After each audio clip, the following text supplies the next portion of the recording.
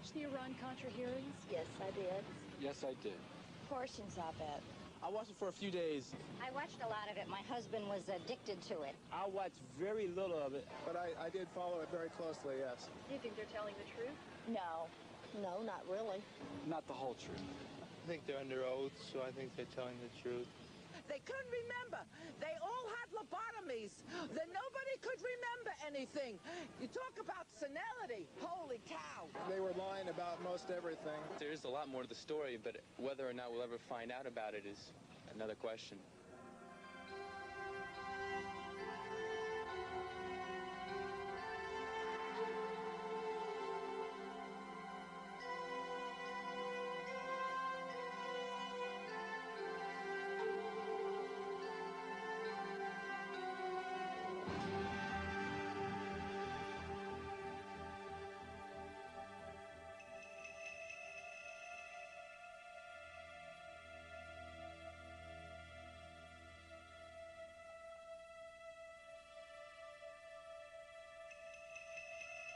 What you saw in the Iran-Contra hearings was the exposure of the beginnings of a national security state which believes it has the right to override the Constitution of the United States in the name of security. I think that there was a substantial shadow government trying to run foreign affairs for the United States. In any other country, it would have been called a coup. And they seem to have gotten away with it. I'd hate to think, as many of my colleagues here have already expressed themselves, that in the process, we have shredded our own democratic fabric. These are modern-day pirates, these guys. They have escaped, essentially, the control of national governments, but they're available for use by national governments. Sometimes they move under color of and defend themselves as advancing U.S. national interests in this. But I think that's very secondary with these guys. They're out to make a buck. I did do it. I am not, as I said in my statement, at all ashamed of any of the things that I did. I was given a mission, and I tried to carry it out.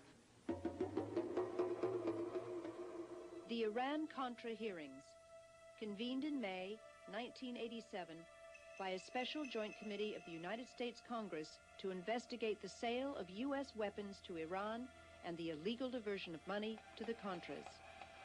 For 13 weeks, the hearings were broadcast on national television. Over 30 people testified, and the committee issued a 700-page report of its findings. But there are still many important questions that the Select Committee left unanswered and unexplored. Often, the official explanation seemed inadequate and contradictory. Our government has a firm policy not to capitulate to terrorist demands, that no concessions policy remains in force. In spite of the wildly speculative and false stories about arms for hostages and alleged ransom payments, we did not, repeat, did not trade weapons or anything else for hostages, nor will we. Despite Reagan's denials, investigations soon revealed that arms had been traded for hostages held in the Mideast. A few months ago, I told the American people I did not trade arms for hostages. My heart and my best intentions still tell me that's true, but the facts and the evidence tell me it is not. Only days later, it was further revealed that the arms to Iran had been severely marked up. Some of the profits had been illegally diverted to support the Contras, a guerrilla force organized by the CIA fighting the Nicaraguan government. The Reagan administration had a major scandal on its hands. Been going on that had been kept from me in various covert operations. President, did they deceive you? You didn't answer whether Poindexter and North deceived you. We had weapons being sold by the Pentagon under the Economy Act to the CIA, and the CIA selling them to a third party or an agent, in the case of General Secord, who would then complete the transactions. I'm just trying to find out where the authorities were coming from to do these activities. I mean, clearly, there was no congressional oversight over this because it was kept totally hidden from the Congress. From whom would you have to get the green light in order to make the request or the direction, I take it, to Seacourt to move ahead? Well, as I have testified, Senator, I talked to Director Casey, I talked to Mr. McFarland, I talked to Admiral Poindexter. The use of U.S. government money for supporting the overthrow of the Nicaraguan government was specifically prohibited when Congress enacted the Boland Amendment in 1984. Even though it remained in effect until 1986, millions of dollars in profits from Iranian arms sales were secretly diverted to the Contras during this period through contacts with middlemen such as Moniker Ghorbanifar. Mr. Ghorbanifar took me into the bathroom, and Mr. Ghorbanifar suggested several incentives to make that February transaction work. And the attractive incentive for me was the one he made, that residuals could flow to support the Nicaraguan resistance. Even Ghorbanifar knew that you were supporting the Contras. Yes, he did. Izvestia knew it. The name had been in the papers in Moscow. It had been all over Danny Ortega's newscast. Radio Havana was broadcasting it. It was in every newspaper in the land. All our enemies knew it, and you wanted to conceal it from the United States Congress.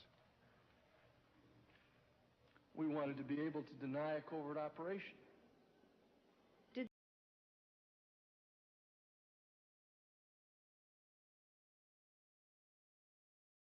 Public view. Peter Dale Scott, professor at the University of California at Berkeley, has conducted extensive research on covert action and CIA activities. The results are detailed in his book, The Iran-Contra Connection.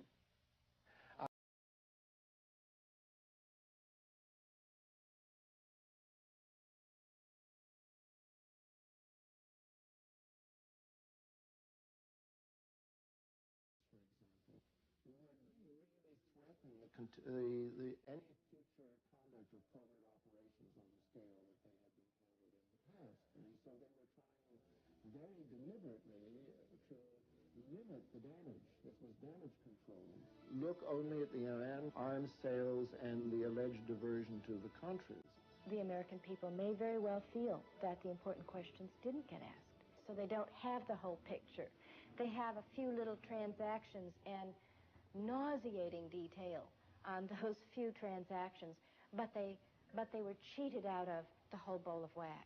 And so they were pulling their punches on all the major questions and issues of what really happened in this thing, what the CIA's role was. Anytime they got into anything that was really sensitive about exactly that, exactly what the CIA's role was and exactly what laws were broken and when, they went into secret session, which means that we, the people, won't be, we won't ever know. Like you, I do not wish to see secrets of this land inadvertently and accidentally made public. Accordingly, the panel will enter into executive session. In addition to facts that were hidden from the public through secrecy in executive sessions, other evidence was simply destroyed. When you got back to examining what they had done, they systematically destroyed and shredded all of the documentation, as much as they could get. Hours of shredding. Altered some of the documents that remained. Stole what they couldn't shred. Now this gives you an indication that there may be a few things they did that they didn't want the public to know.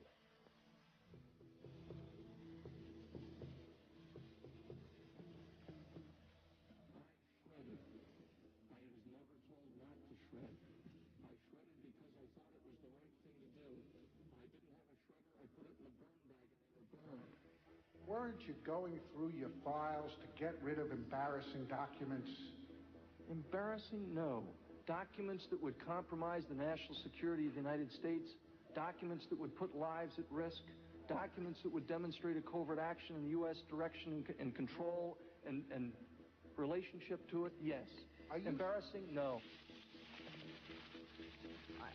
My memory is very unclear about how the shredding incident started. I believe, as I said, my memory is that he began pulling documents and I joined him. And did you surmise that this was a way of trying to cover up something in conjunction with the Iran initiative or the Contra initiative? I don't use the word cover up. I would use the word protect. Why do you think we sold arms to Iran? Iran? Well, to get the hostages out, strictly to get the hostages out. I think some people really believe that there were moderate elements there that might, you know, help us in the future. I really think their main focus was to free the hostages. They say it was to help the Contras in Nicaragua, but I don't believe that's true. It was to get the money, I believe. And that reason could be anything. They can tell us anything on TV. Iran is a crucial economic, geographic country. The U.S. wants to get them friendly again as quickly as possible. Perhaps the most explosive issue that was not investigated in the hearings was the true nature of the arrangement with Iran. When did the U.S. actually begin selling weapons to Iran, and why? The most important thing to come out of the hearings is what didn't even get asked at the hearings, and that was Ronald Reagan cut a deal with Iran before the 1980 election to send arms to Iran in exchange for Iran's agreeing to delay the release of our 52 hostages. Barbara Honegger was a dedicated member of the Reagan-Bush presidential campaign in 1980. She worked on the special writing, research, and policy staff, and later as a White House policy analyst. As part of my position, I was required to cover the 11 o'clock evening news in the Operations Center. The campaign was afraid that Jimmy Carter would successfully bring the 52 hostages home, what we called the October surprise, and win the election. There had been a feeling of panic in the campaign. The 56 hostages taken captive at the U.S. Embassy in Iran in 1979 became a major issue in Jimmy Carter's campaign for re-election to a second term as president. His repeated efforts to gain their release failed, and Ronald Reagan was elected by a wide margin. After 14 months in captivity, the hostages were finally released, January 21st, 1981, the day of Ronald Reagan's inauguration.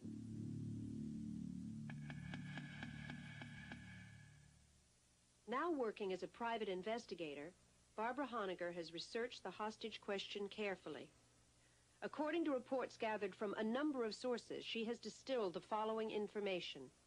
There were 2 meetings that we know of for certain to date that happened, one in Washington, D.C., and one in Paris, France, before the 1980 election in October of 1980, where George Bush, then vice presidential candidate, Richard Allen, who became Reagan's first national security advisor, Donald Gregg, who became Bush's national security advisor and still is, passed millions of dollars to the Iranians to delay the release of our 52 hostages an additional 76 days. They met with an emissary of the Khomeini regime who offered a deal that they thought Reagan and Bush could not refuse, and that was, we will delay the release of the 52 hostages if you will promise us all the arms that we could possibly want in the war against Iraq once you become president of the United States. The man who was president of Iran during the hostage crisis was Abul Hassan Bani Sadr. He was later ousted in a coup and is now living in exile in Paris. Bani Sadr supports the charges that a deal was made with the Reagan-Bush campaign to delay the hostages' release. In a recent interview, he confirms that the Paris meeting took place and states that George Bush was specifically identified as being at the meeting by Iranian intelligence reports. Also identified were Monikar Ghorbanifar and Albert Hakim, who later emerged as key middlemen in the Iran-Contra scandal. As evidence of this agreement, Bani Sadr has made documents available showing written orders for shipment of American parts and weapons to Iran through an Israeli-owned company. And in fact, we now know that those arms began flowing in late February, early March of 1981. Not as the White House would have you believe in 1985. I want to get to the bottom of this and find out all that has happened. And so far, I've told you all that I know. And you know, the truth of the matter is, for quite some long time, all that you knew was what I told you. The bottom line is that the Iran-Contra Committee and the Walsh investigation, because their mandates only take us back to 1984, in and of themselves are a cover-up. But the problem of hostages did not go away for President Reagan. Radical elements in Middle Eastern countries continued to kidnap Americans during Reagan's term of office. We're going to continue to explore, as we always have, every opportunity to try and get them out. I happen to believe that when an American citizen, any place in the world, is unjustly denied their constitutional rights to life, liberty, and the pursuit of happiness, it is the responsibility of this government to restore those rights. One of the hostages taken in Lebanon in March 1984 was Jerry Levin. His wife, Sis Levin, became increasingly frustrated with Reagan's lack of action to gain her husband's release. The word sent to the hostage families constantly was he was too busy to even see us. We had no access. We had no task force. We had no hearings in Congress. All of those things were denied us. We were simply told to stay home, to be quiet, to trust, and the agenda will be fulfilled. Now we know the agenda was to Iran. After 7 months, Sis Levin finally traveled to the Mideast to gain her husband's release. He was later allowed to escape as a result of her negotiations with the Syrian government. Thank you. It's wonderful to be back.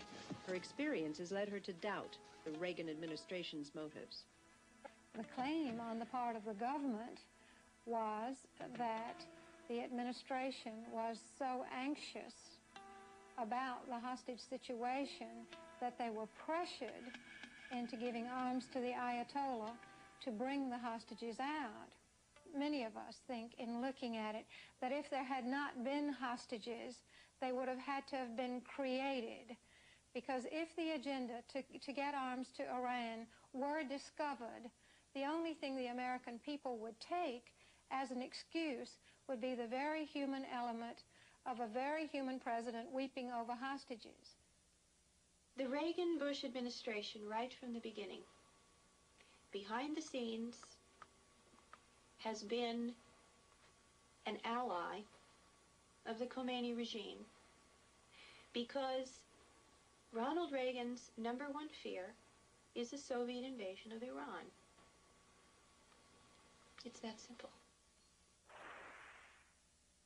I must confess to you that I thought using the Ayatollah's money to support the Nicaraguan resistance was a right idea. I was not the only one who was enthusiastic about this idea. Director Casey referred to it as the ultimate irony, the ultimate covert operation. There was a lot of talk during the hearings about covert operations, national security, the necessity of secrecy in conducting foreign policy. But some experts claim that covert action does not work in the interest of the U.S. national security, nor does it create a more stable world. To think of the democratic governments that have been overthrown in the last 30 years by military coups is almost like giving a capsule history of CIA covert operations in the last 30 years. I mean, there was the overthrow of Prime Minister Mossadegh in Iran in 1953. There was the overthrow of Arbenz in Guatemala in 1954. There was the overthrow of the Brazilian government in 1964. There was the overthrow of the Ghana government in 1966. A lot of the governments I just mentioned got into trouble with the international oil companies because they tried to assert their national prerogatives over their own resources. Time after time, the CIA has come in on behalf of those multinational companies.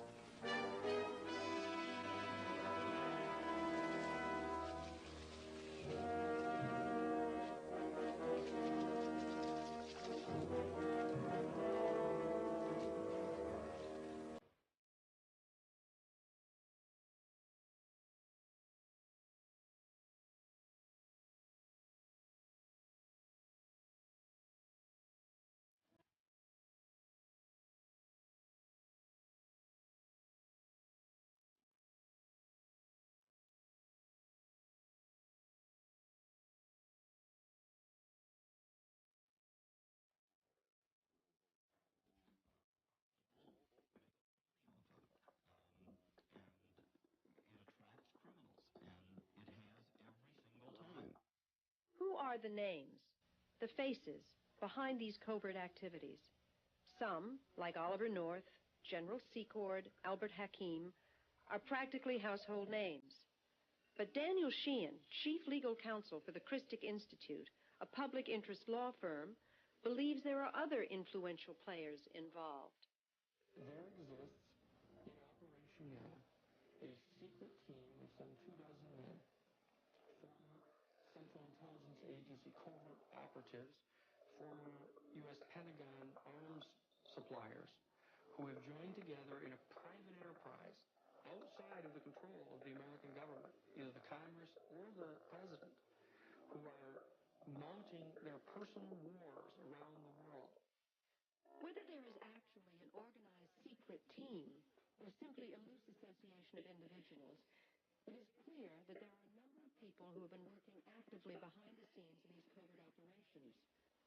Some of the names are Theodore Shackley, who was Assistant Deputy Director of Operations for the Central Intelligence Agency as of 1976 under George Bush, who was CIA Director at the time. Thomas Clines, who worked as a case officer under Shackley in Miami and in Laos. Rafael Chichi Quintero, an anti-Castro Cuban who worked under Clines and was allegedly recruited by the CIA as an assassin. General John Singlab, who worked with Shackley and Clines in Vietnam and was in charge of the CIA's special operations over the border into Laos. General Richard Secord, who supervised the air operations into Laos and was later assigned to the Pentagon, where he was put in charge of arms sales to Iran. Albert Hakim, who was a salesman for U.S. weapons companies and a middleman in the Iran-Contra affair. These are the men who have been stirring the pot around the world to instigate these wars on the side of the right wing. And that's the group that we're dealing with right here, who are making war around the world for their own personal profit.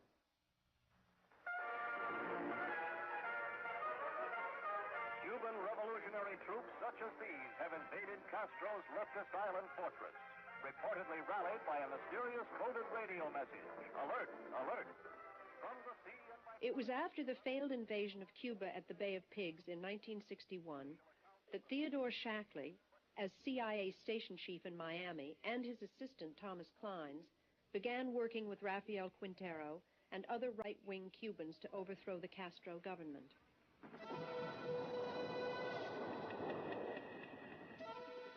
In 1965, Shackley and Clines were transferred to Laos, where Shackley became CIA station chief, Clines his assistant once again. It was here in Southeast Asia that they teamed up with General Secord and Singlao. And they there began running the secret war in Laos and Cambodia and Thailand. Everybody in the United States basically thought the war was going on in Vietnam. In fact, there was a major dirty war, covert war, that was fought primarily through assassinations of people that were suspected sympathizers of the Pathet Lao or other people who were not terribly sympathetic to the Western powers. When Theodore Shackley was promoted to Director of CIA Western Hemisphere Operations, he supervised the plans to overthrow the democratically elected president of Chile, Salvador Allende. Allende, a socialist, had promised to nationalize the copper mines and other industries and posed a threat to U.S. business interests in Chile.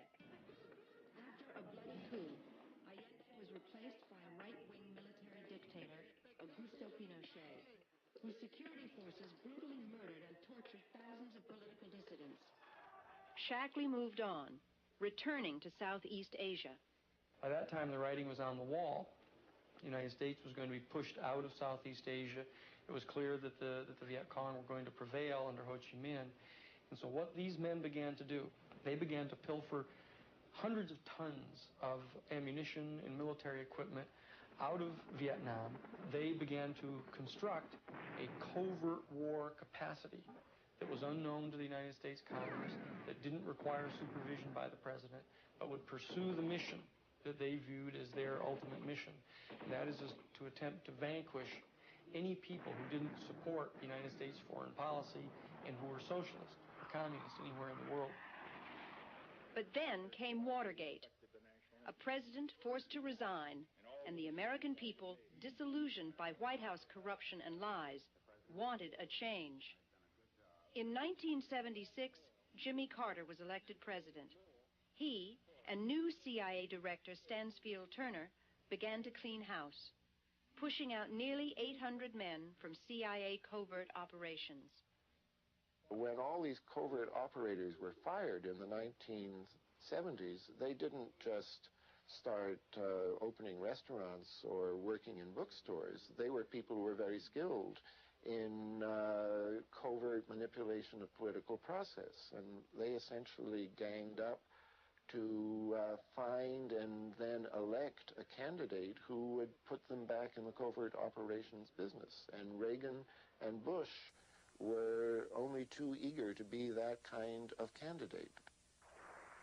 In the late 70s, Shackley, Kleins, and Secord worked together in a company called EATSCO.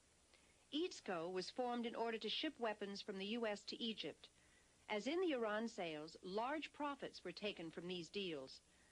The man who provided the financing for EATSCO was Edwin Wilson. Shackley and Kleins and Quintero, who used to visit my farm out there in Virginia, saw that, I guess I was prosperous, and if I could do it, obviously they could do it, and they figured they would like, as soon as they left the government, to get involved in business with me.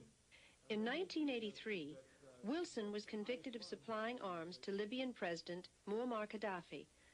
Now serving 52 years in federal prison, Wilson asserts that he has merely taken the fall for his superiors and ex-business partners Theodore Shackley and Thomas Kleins. Because Kleins was getting out of the CIA, and so was Shackley, and so I would fund an organization, and these people would all be in it. So it was Kleins, Shackley, Secord, Van Marbon, and myself, five of us. Five of us would have this organization. It would be with 20% each of us. I would fund it for $500,000. What's important about this EATSCO company is that it's a kind of precedent in the Ed Wilson style for the Hakim Secord enterprise in the Iran-Contra affair. You have a government-arranged sale of arms, and people with connections to the government get to move the arms. They rip off the government for a very hefty profit or surplus. It was done in the case of EATSCO by Kleins and Company, and it was done in the Iran-Contra affair by Secord and Hakim. As private businessmen and government operatives, Shackley, Kleins, and Secord, along with Wilson and middleman Albert Hakim, turned their attention to the Mideast. They supplied arms to Mideast governments while skimming off huge profits into hidden bank accounts around the world. They secretly supplied weapons and military intelligence to Nicaraguan dictator Anastasio Somoza and helped the Shah of Iran eliminate his enemies. There is an early bond between Iran and Nicaragua. The bond is this secret team of men. So throughout that period from October of 1977 to December of 1978, this secret team has two major operations, one to support the Shah, the other to support the right-wing dictator Anastasio Somoza in Nicaragua. This was their world at that time. The Shah collapses in December of 78, and Anastasio Somoza collapses in July of 1979.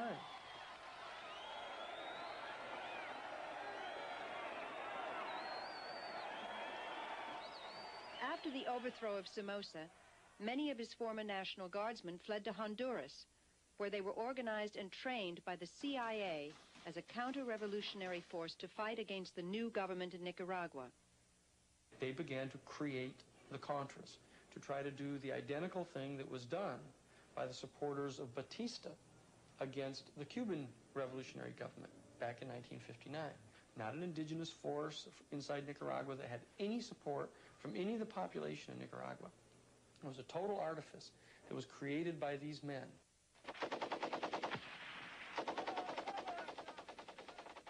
These are young men and women who gave up everything they had, and they fled a totalitarian communist regime. And they fled to another country because they could no longer live within the one that they'd been born in. And they took up arms. I didn't create the Nicaraguan Contra or the Nicaraguan Freedom Fighter, and the CIA didn't create it. The Sandinistas created it. One of the original Contra political leaders was Edgar Chamorro. He joined the Contras in 1981. I became involved with the Contras because the CIA, using people from the White House, they invited me to be one of the Contra leaders. I was told that this was just a war for a year, that the United States wanted to put this pressure on Nicaragua. But then after a year or so, I found out that this was not the case. We were being used to deceive the American people. We were used to lie to Congress by going to tell Congress that the purpose was a good purpose to bring democracy, but in private we were being told something different. So I felt that this was a big lie. After several years with the Contras, Chamorro became disillusioned with CIA influence on the Contra movement and quit. Still a critic of some Sandinista policies, he is yet a harsher critic of the Contras. The tactics used by the Contras were tactics of terrorizing civilians, making situations where civilians were getting killed.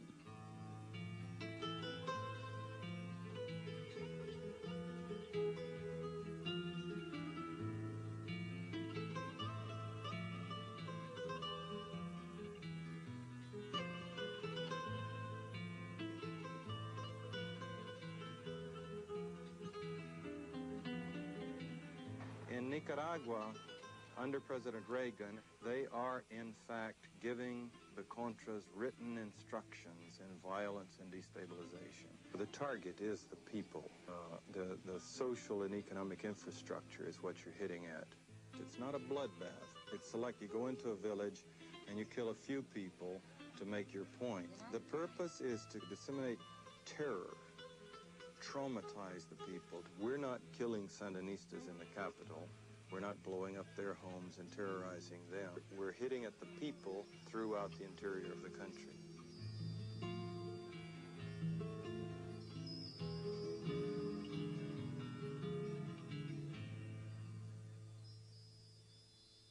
In addition to the terrorist tactics used by the Contras, there was corruption. Substantial portions of both congressional funds and privately raised monies were never accounted for. Traveler's checks raise the question in relative to the Contras. The soldier in the field can't cash a traveler's check. But we used to purchase Cordobas for them. Well, there are $3 million in traveler's checks. Naturally raises suspicions.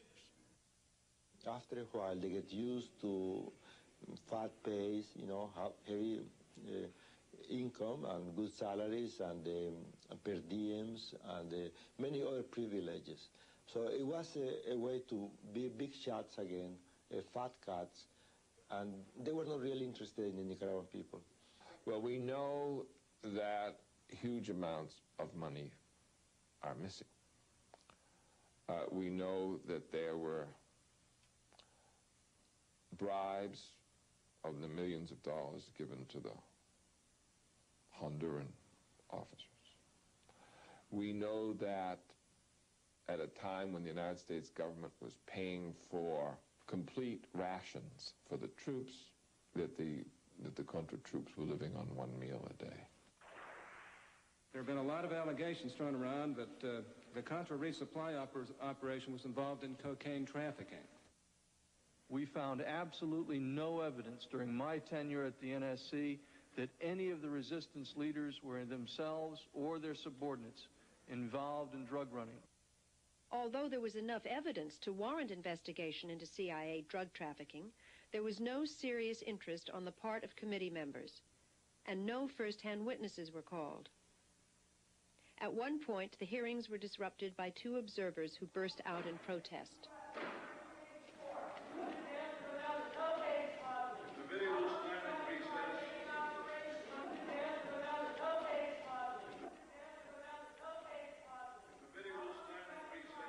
For these actions, the protesters were handed down stiff jail sentences of over a year each. They never got into drugs. even though it kept coming up in their face. They had got declassified a lot of memos from Robert Owen in which he was telling Oliver North that there were Contra leaders who were involved in the drug traffic. The only questions they allowed on this was to sort of smooth it over or to blame it on somebody else. A news program over the weekend suggested that Rob Owen, who testified earlier, was involved in drug smuggling. Now, is there any truth to that? Can you shed any light for us on that subject? Absolutely false. Mr. Owen is the last person, perhaps right beside me, that would ever be engaged in those kinds of activities. In the early 1980s, when the CIA was working to establish a southern front in Costa Rica in the war against Nicaragua, a relationship was established with John Hull, an American rancher living in Costa Rica. There is mounting evidence that the airstrips on Hull's ranch became not only a delivery point for illegal Contra weapon shipments from the U.S., but were also used for transporting cocaine into the United States. You have CI bases in Costa Rica and Honduras. You have airplanes flying back and forth continuously, landing at bases in the United States where they don't have to go through regular customs, with the CI escorting the people in and out in a certain laissez-faire in the attitude at best of the customs, if there is, any customs representation there. So it's a dream situation for drug smugglers. George Morales, who is now serving 32 years in federal prison for drug smuggling, once ran an air transport business in Florida. In 1984, while under indictment for smuggling marijuana, he was approached by the CIA. You have to understand what situation. I was in the business, drug business, for a long time, and I didn't have no need for me to go to Costa Rica in order to fly back to the United States. Being in Colombia is very easy for me to go down there and get my connection to bring the cocaine back straight from Colombia. I got involved with these people in 1984, right after my indictment. They approached me with different questions to how to help the fight against the communists, because I was going to get in exchange for my help, I was going to get some type of deal, let me put it that way, in which they were going to be able to take care of my legal problems. They told me that they were going to go on to Washington and talk to these people in Washington. And in many occasions, they told me the name of Elliot Abrams and George Bush. They had some drugs, cocaine, in San Jose, Costa Rica, which they needed to bring it back to the United States. I was told to send the planes with the supplies to exchange, which we did. And we came back with some drugs from Costa Rica. Did you come back with cocaine? Yes, we came back with cocaine. Gary Betzner, who is also serving time for drug smuggling, worked as a pilot for George Morales. George said he wanted me to fly a couple loads of guns and bring coke back from Costa Rica. And he gave me the directions to John Hull's ranch, who was a CIA operative in Costa Rica.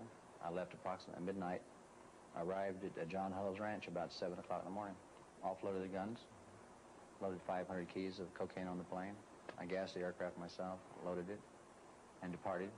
And each time I did it, I paid myself 20 kilos, which is approximately $400,000.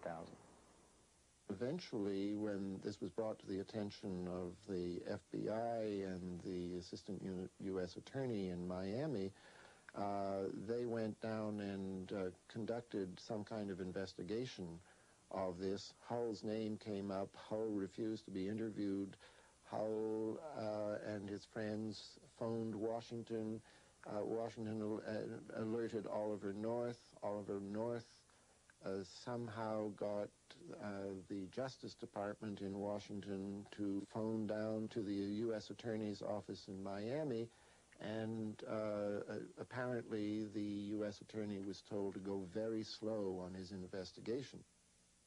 But CIA involvement in the drug business did not start in Central America. It dates back at least as far as the Vietnam War. Well, the three men, Shackley and Singlaub and Secord, were all working together from different countries on the huge CIA secret war in Laos. Our allies were the opium-growing tribesmen, and this meant that we continued in a very large way not only to support but really to augment a flow of heroin. This had to be run with the knowledge and the approval of the people who were in charge of these air operations. And these air operations had been controlled in the 66-68 period by General Secord. The way the dynamics worked is that you're a young or middle-grade case officer or pilot on Air America, the CIA Airlines, or CAT, Civil Air Transport, and this general and his family or his aides get on the plane and they have suitcases that you know damn well is full of heroin. Now, you don't really have the authority to throw them off. It's kind of more their country than yours. And if you do, you're going to lose your job and have the whole weight of the CIA coming down on you. Whereas if you just smile and fly them and then get them down to the base in whatever capital you're going to and take them through customs if necessary, help them through, you know, you're doing your job, you're making money, no questions asked. Despite our best efforts, illegal cocaine is coming into our country at alarming levels, and 4 to 5 million people regularly use it. 500,000 Americans are hooked on heroin. 1 in 12 persons smokes marijuana regularly. Our job is never easy because drug criminals are ingenious. They work every day to plot a new and better way to steal our children's lives, just as they've done by developing this new drug, crack. For every door that we close, they open a new door to death.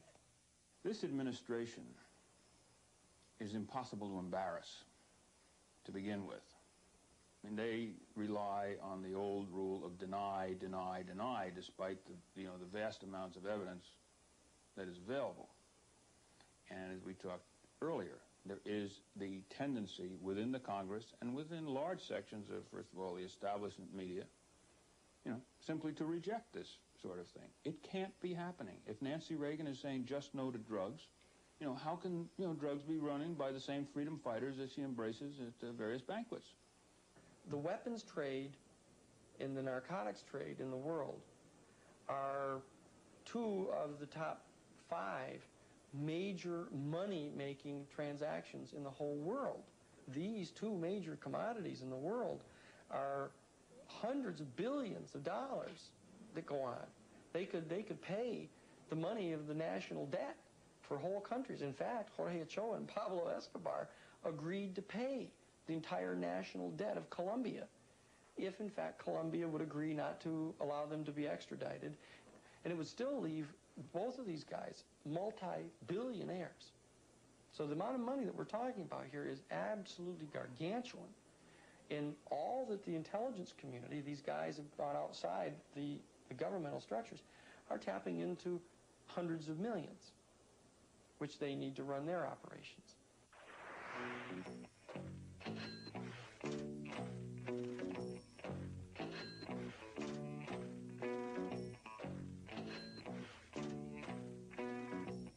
Now let's talk about profits. There's been testimony that Mr. Hakim and Secord were reaping large profits by marking up the arms being sold to the Contras. For example, Mr. Secord agreed to a suggestion of Tom Klein's that they maximize the profits from the last sale of arms to the Contras. Were you aware of that? No. How much money, according to your understanding, did Mr. Secord take from the sale of arms to Iran? I still don't know. I don't even know that he did. Was it your understanding that there was $8 million either in Swiss bank accounts or in investment accounts at CSF? No, sir. Money, it's a gas. Grab that cash with both hands and make a stash. Facts are that Secord and North and Hakim are wonderful operators of a secret war, of a shadow government operatives for a shadow government are people who still have control of $8 million of United States money, our money, and they are controlling it, got it rocked up in a Swiss bank somewhere, or off on a CD somewhere else.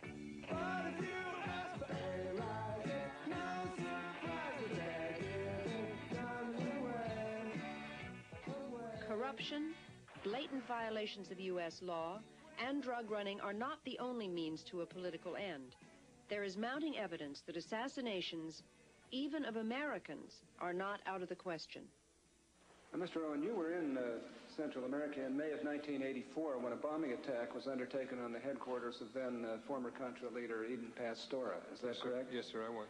I was down there on a survey for Colonel North. I had a meeting that night with John Hull and also with the senior CIA official in that government, or excuse me, in that country. We discussed what was going on. And I just was shocked, as everyone else was, when we learned about 3:30 in the morning when some of the Nicaraguans came to the apartment and talked with us and told us what had happened. John Hull has been accused of masterminding it or being involved in it. That's absolutely scurrilous as well, and I'm saying this under oath. The 1984 bombing at La Penca, Nicaragua, killed 8 people and injured 25 others. Among those killed was American journalist Linda Frazier. The intended victim, Contra leader Eden Pastora, escaped with only minor injuries. But some people started asking, who would want to kill Pastora? And why? Eden Pastora, who was the famous Comandante Zero, a major military commander and hero of the Sandinista peasant revolution against Anastasio Somoza, the dictator in Nicaragua, had become growingly disenchanted with the revolutionary government, the coalition government in Nicaragua. In 1982, he left Nicaragua and went to Costa Rica. His purpose was to organize a genuinely indigenous group of Nicaraguans to undertake a political and military resistance to the Nicaraguan government. Tony Abergan, freelance journalist and news cameraman, was working for ABC News in Costa Rica during the Pastora controversy. Pastora had received an ultimatum from the Central Intelligence Agency saying that you must accept unity with the largest Contra group, the FDN, or face a cutoff in aid and unspecified consequences. He called this news conference for the purpose of saying that he would not give in to this demand and that he would never accept unity with the FDN, and basically to tell the CIA to go to hell. Because of moral reasons, because of political and ideological reasons. We could not unify, become allies with the historical murderers of our people. The international media was invited to this press conference held at Pastora's Contra base camp just inside the Nicaraguan border at La Penca.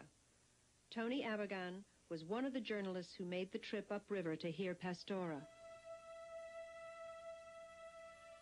It was just a very, very routine day. I myself had made at least a dozen, maybe 15 trips to Contra camps in southern Nicaragua, and this was just one more, and I thought absolutely nothing of it. I mean, didn't think there was any danger involved, whatsoever.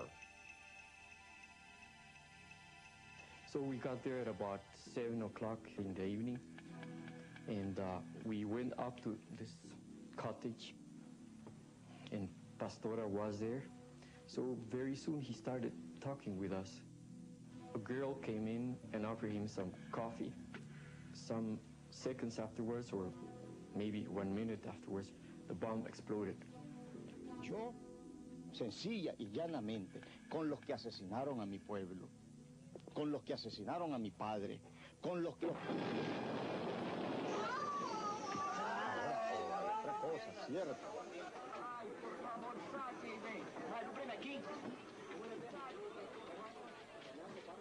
I felt my hair and my skin on fire, and I thought it had only happened to me. And I fell forward onto the floor trying to put out the fire, and almost as soon as I hit the floor, I realized that it wasn't just me. After more than 12 hours, the injured journalists finally arrived at the hospital in Quesada, Costa Rica.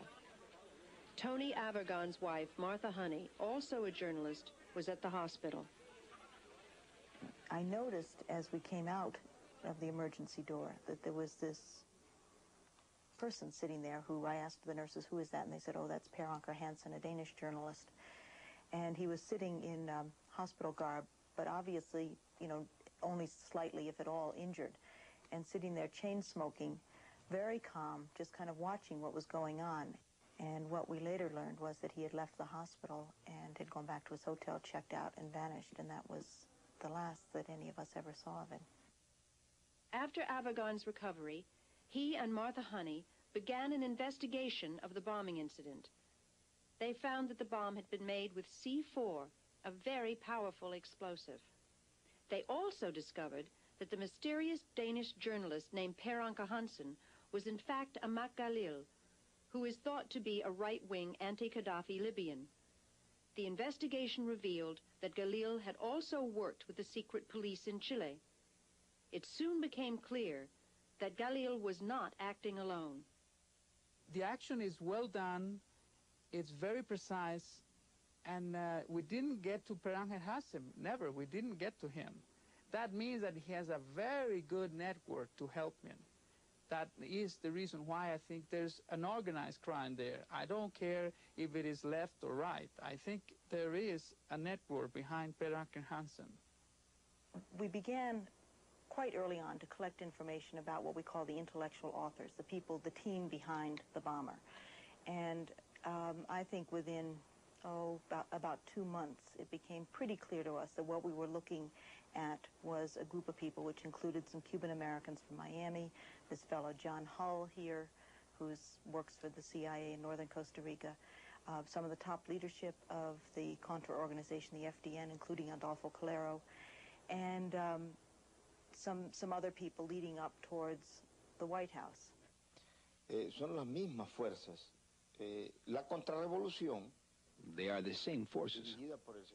The counter-revolution, supervised by Senor Calero, and sections of the CIA and the National Security Council, conducted by Mr. Maroney, whose other name is Dewey Claridge, in the Central Intelligence Agency, and in the National Security Council, conducted by Colonel Oliver North.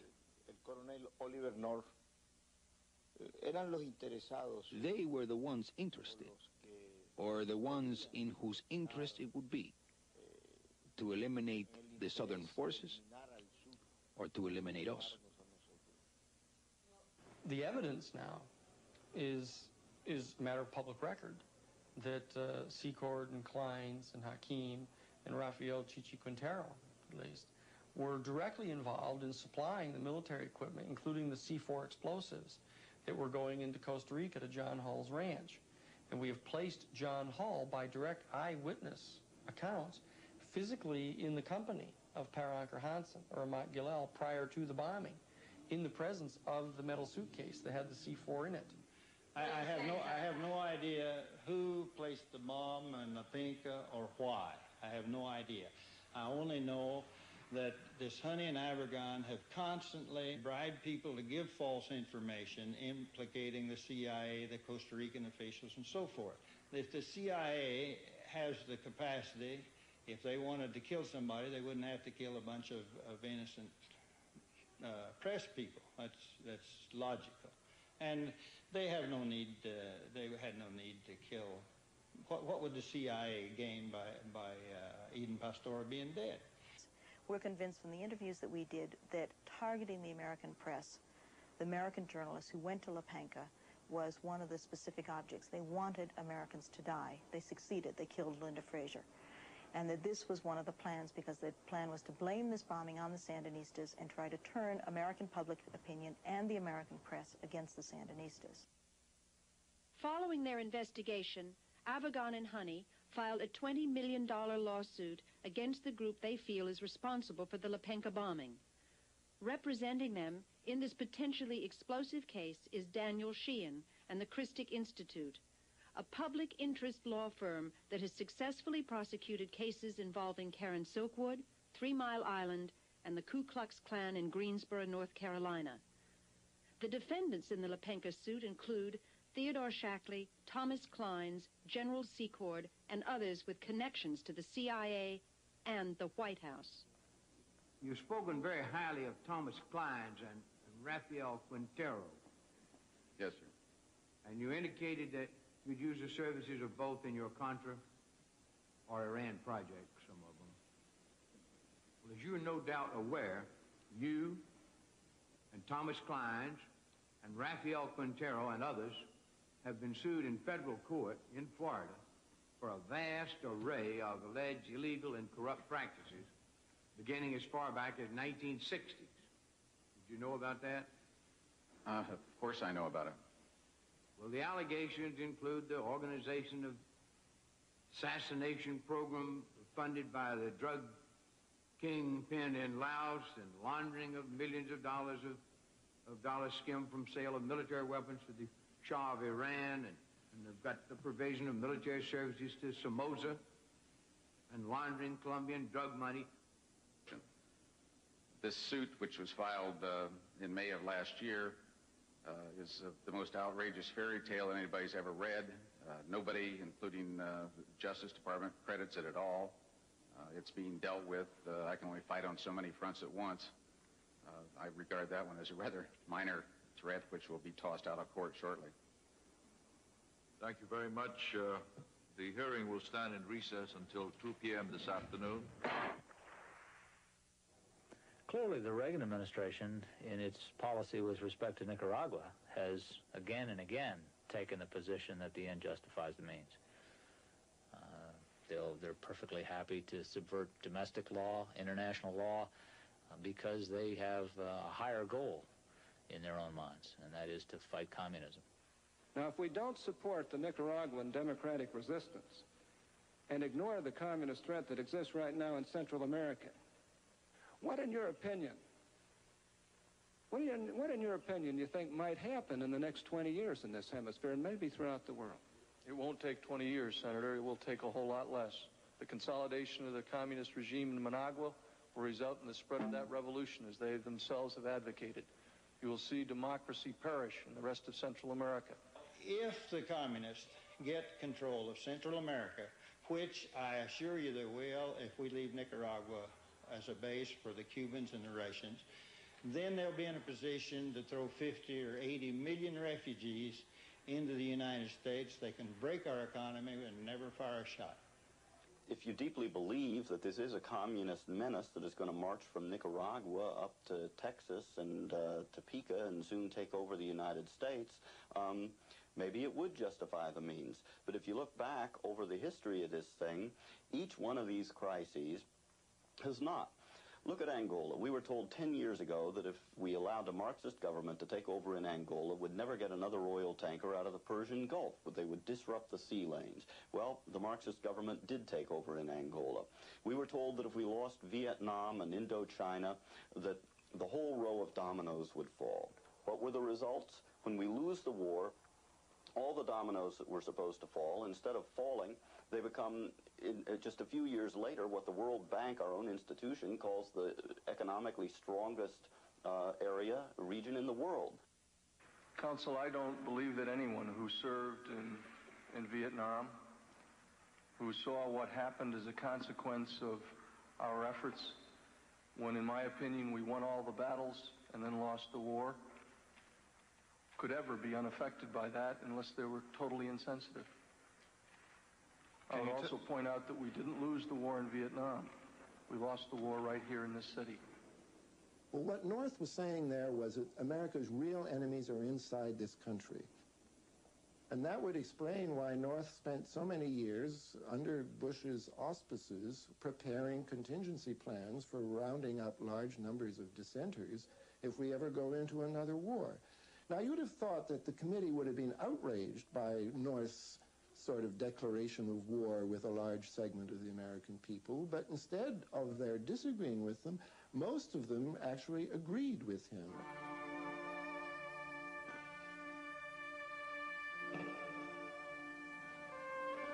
The fear of an enemy within is not new in American government.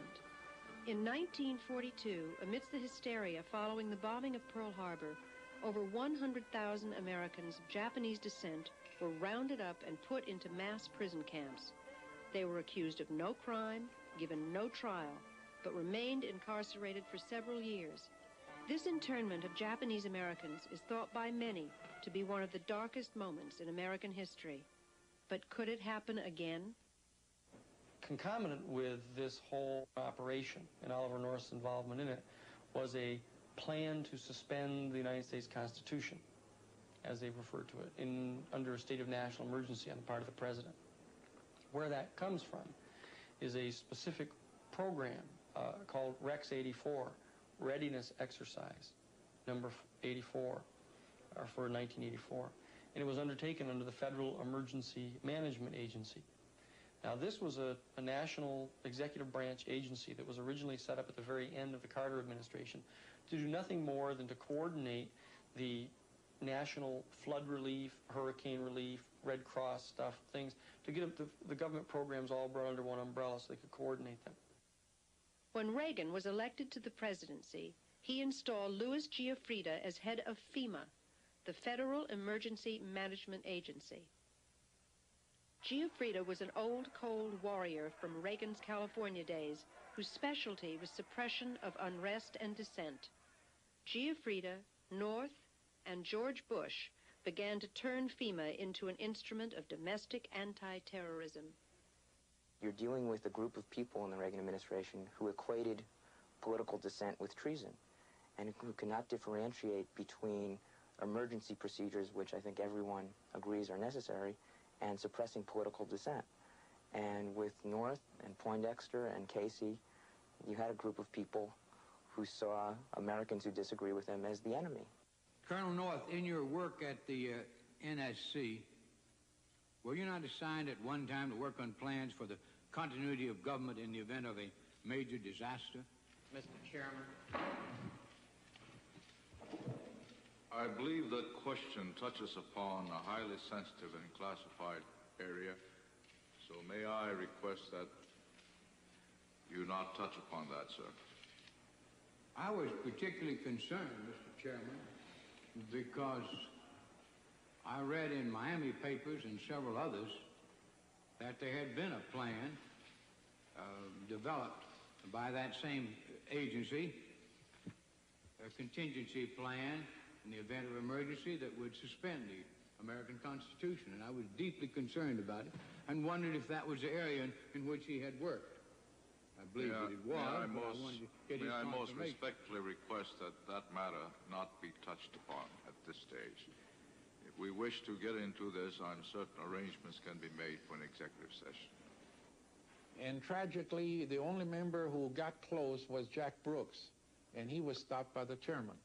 But the truth of the matter is that, yes, you do have those standby provisions, and the plans are there, and the statutory emergency plans are there, whereby you could, in the name of stopping terrorism, apprehend, invoke the military, and arrest Americans and hold them in detention camps. If the president ordered a direct strike into Central America, which was to be codenamed Operation Night Train, we got the documents on it, that they would set up a concomitant domestic readiness exercise or war game scenario called Rex 84, the main rationale of which was to round up 400,000 undocumented Central American aliens within a 2-week period of time and incarcerate them in 10 military detention camps. They rehearsed this, but of course if you were rehearsing the rounding up of 500 million aliens, you have also rehearsed the rounding up of 500,000 critics of the administration.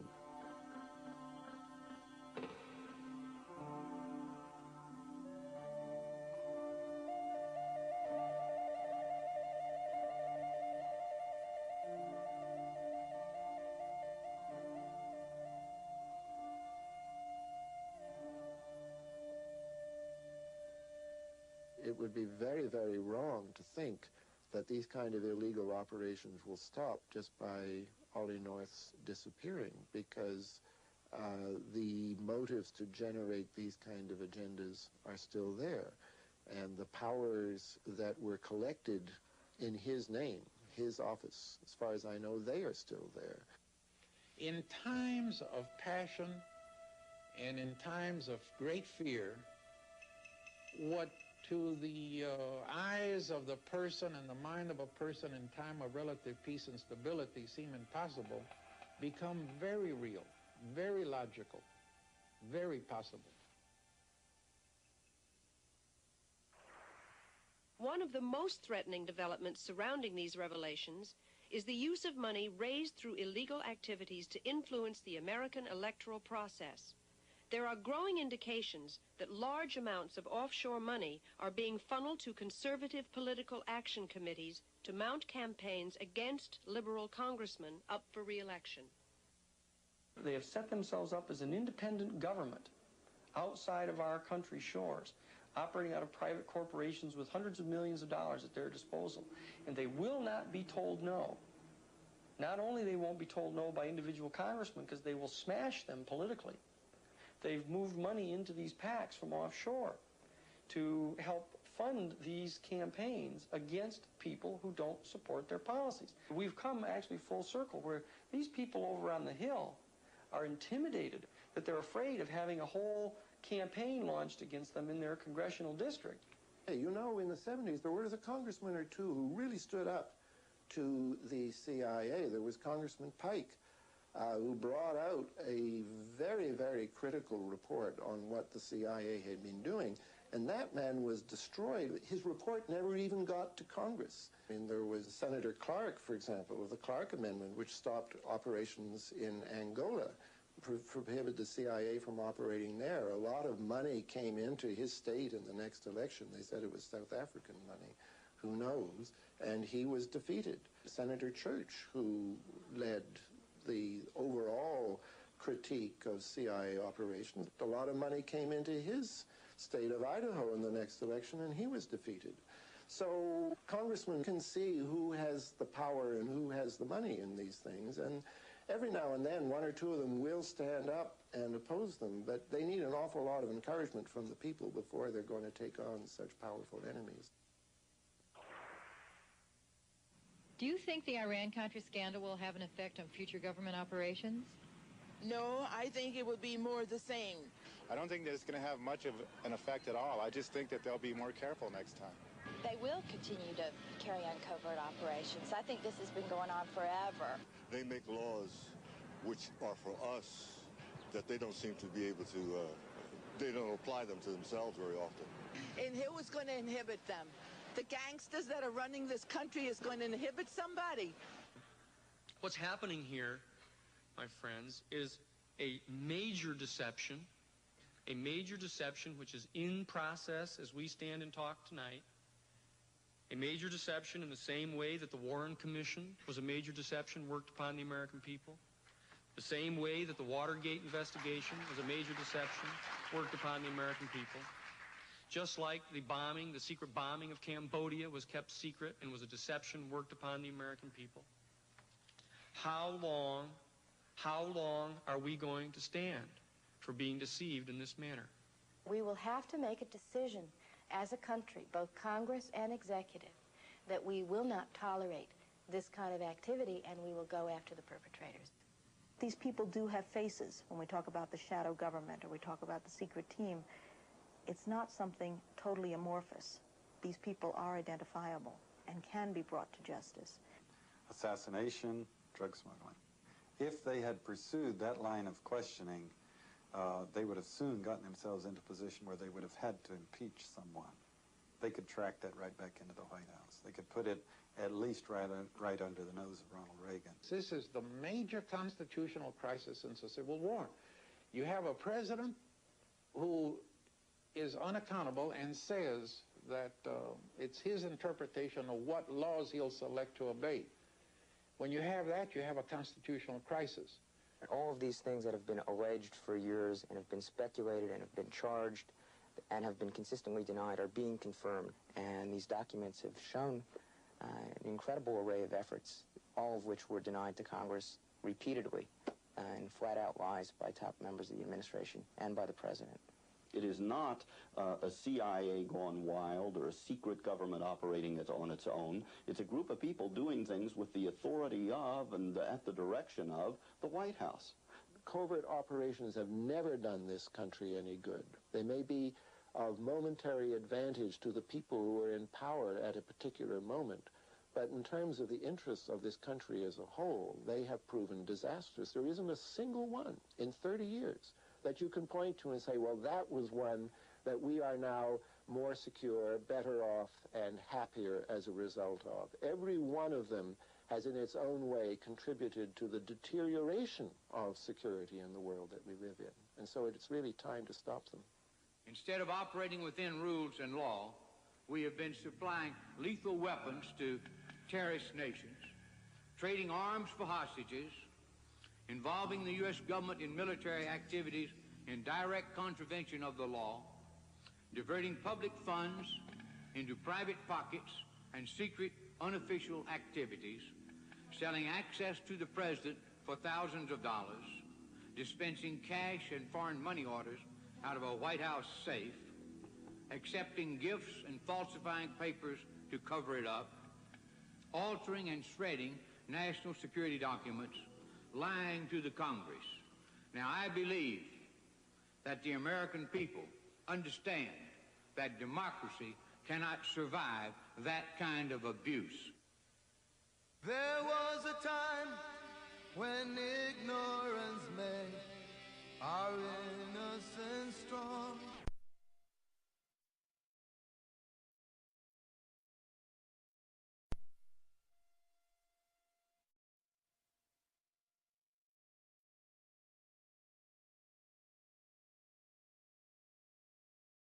Mr. McFarland, I talked to Admiral Poindexter. The use of U.S. government money for supporting the overthrow of the Nicaraguan government was specifically prohibited when Congress enacted the Boland Amendment in 1984. Even though it remained in effect until 1986, millions of dollars in profits from Iranian arms sales were secretly diverted to the Contras during this period through contacts with middlemen such as Moniker Ghorbanifar. Mr. Ghorbanifar took me into the bathroom, and Mr. Ghorbanifar suggested several incentives to make that February transaction work. And the attractive incentive for me was the one he made, that residuals could flow to support the Nicaraguan resistance. Even Ghorbanifar knew that you were supporting the Contras. Yes, he did. Izvestia knew it. The name had been in the papers in Moscow. It had been all over Danny Ortega's newscast. Radio Havana was broadcasting it. It was in every newspaper in the land. All our enemies knew it, and you wanted to conceal it from the United States Congress. We wanted to be able to deny a covert operation.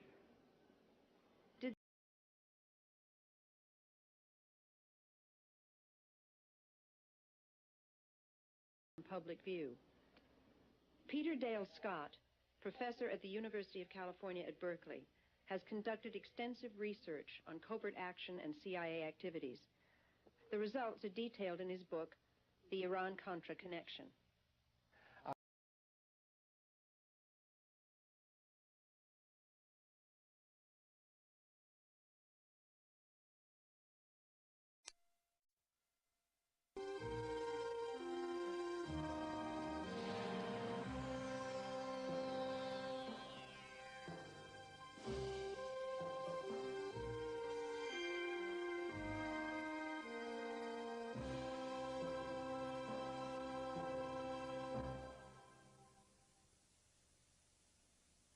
Did you watch the Iran-Contra hearings? Yes, I did. Yes, I did. Portions of it. I watched it for a few days. I watched a lot of it. My husband was addicted to it. I watched very little of it. But I did follow it very closely, yes. Do you think they're telling the truth? No. No, not really. Not the whole truth.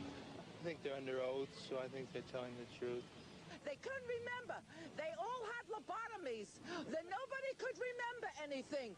You talk about senility. Holy cow. They were lying about most everything. There is a lot more to the story, but whether or not we'll ever find out about it is another question.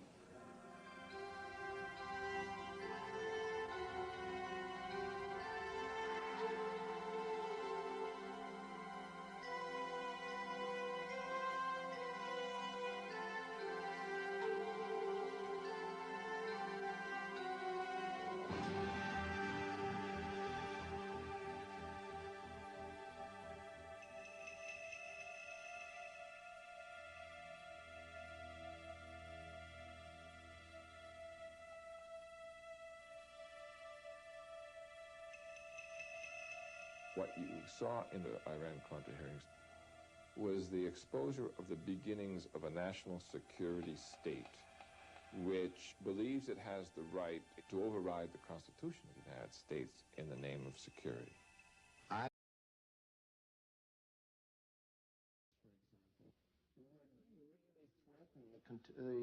Any future conduct of covert operations on the scale that they had been handled in the past. And so they were trying very deliberately to limit the damage. This was damage control. Look only at the Iran arms sales and the alleged diversion to the Contras. The American people may very well feel that the important questions didn't get asked. So they don't have the whole picture. They have a few little transactions and nauseating detail on those few transactions, but they were cheated out of the whole bowl of wax. And so they were pulling their punches on all the major questions and issues of what really happened in this thing, what the CIA's role was. Anytime they got into anything that was really sensitive about exactly that, exactly what the CIA's role was and exactly what laws were broken and when, they went into secret session, which means that we, the people, won't be, we won't ever know. Like you, I do not wish to see secrets of this land inadvertently and accidentally made public. Accordingly, the panel will enter into executive session. In addition to facts that were hidden from the public through secrecy in executive sessions, other evidence was simply destroyed. When you got back to examining what they had done, they systematically destroyed and shredded all of the documentation, as much as they could get. Hours of shredding. Altered some of the documents that remained. Stole what they couldn't shred. Now this gives you an indication that there may be a few things they did. It remains in force. In spite of the wildly speculative and false stories about arms for hostages and alleged ransom payments, we did not trade weapons or anything else for hostages, nor will we. Despite Reagan's denials, investigations soon revealed that arms had been traded for hostages held in the Mideast. A few months ago, I told the American people I did not trade arms for hostages. My heart and my best intentions still tell me that's true, but the facts and the evidence tell me it is not. Only days later, it was further revealed that the arms to Iran had been severely marked up. Some of the profits had been illegally diverted to support the Contras, a guerrilla force organized by the CIA fighting the Nicaraguan government. The Reagan administration had a major scandal on its hands. Been going on that had been kept from me in various covert operations. Mr. President, did they deceive you? You didn't answer whether Poindexter and North deceived you. We had weapons being sold by the Pentagon under the Economy Act to the CIA, and the CIA selling them to a third party or an agent, in the case of General Secord, who would then complete the transactions. I'm just trying to find out where the authorities were coming from to do these activities. I mean, clearly, there was no congressional oversight over this because it was kept totally hidden from the Congress. From whom would you have to get the green light in order to make the request or the direction, I take it, to Secord to move ahead? Well, as I have testified, Senator, I talked to Director Casey, I think that there was a substantial shadow government trying to run foreign affairs for the United States. in any other country, it would have been called a coup. And they seem to have gotten away with it. I'd hate to think, as many of my colleagues here have already expressed themselves, that in the process, we have shredded our own democratic fabric. These are modern-day pirates, these guys. They have escaped, essentially, the control of national governments, but they're available for use by national governments. Sometimes they move under color of, and defend themselves as advancing U.S. national interests in this. But I think that's very secondary with these guys. They're out to make a buck. I did do it. I am not, as I said in my statement, at all ashamed of any of the things that I did. I was given a mission, and I tried to carry it out. The Iran-Contra hearings, convened in May 1987 by a special joint committee of the United States Congress to investigate the sale of U.S. weapons to Iran and the illegal diversion of money to the Contras. For 13 weeks, the hearings were broadcast on national television. Over 30 people testified, and the committee issued a 700-page report of its findings. But there are still many important questions that the Select Committee left unanswered and unexplored. Often, the official explanation seemed inadequate and contradictory. Our government has a firm policy not to capitulate to terrorist demands, that no concessions policy